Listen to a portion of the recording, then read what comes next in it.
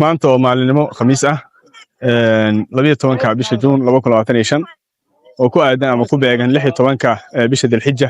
1446 waa maalin farxadeed waxaan dalxiis ugu soo baxnay duleedka magaalada Garowe beeraha 12aad anagoo markaas waxa weeye la horkacayo ama hogaaminayno ama wadno ardayda qiimaha badneed gaar ahaan gabdhaha barnaamijka diyaarinta xafaadda Garowe runtii waqtiyada noocan oo kale ah in ardayda la qaato oo la joogo iyaga waxay u tahay farxad anagana waxay noo tahay runtii qalbiyadayada iyo ruuxdayada iyo ayaa maaragtay waxa weeye ku noolaanayso oo ku iftiimayso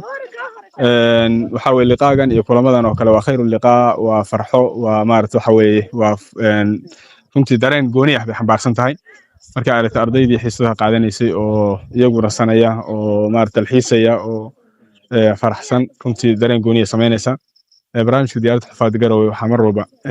naga go'an maamulkeeda iyo macallimiinteeda iyo ardayda isku duubanba in ardayga uu quraanka xifdiyo quraanka baran karo asagoo markaasi iyadiisuna ay soo jeedo jacaylka iyo rabitaanka uu ku jiro culays walba oo nolosha soo wajihi lahaana markaasi uu arkay inuu fududeyn karo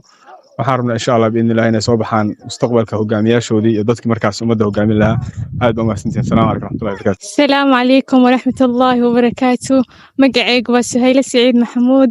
waxaa ka mid ahay ardayda barnaamijka xafaadda Garowe aad iyo aad baa ugu faraxsanahay dalxiiskan aadka u quruxda badan ee noo sameeyay mu'assasada Al-Minhaaj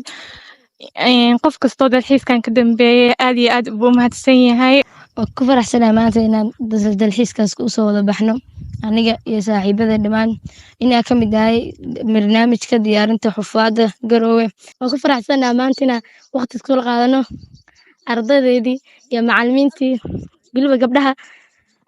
waxaan mahad u dhan leh inaan macallimiinta farxad la qaadanay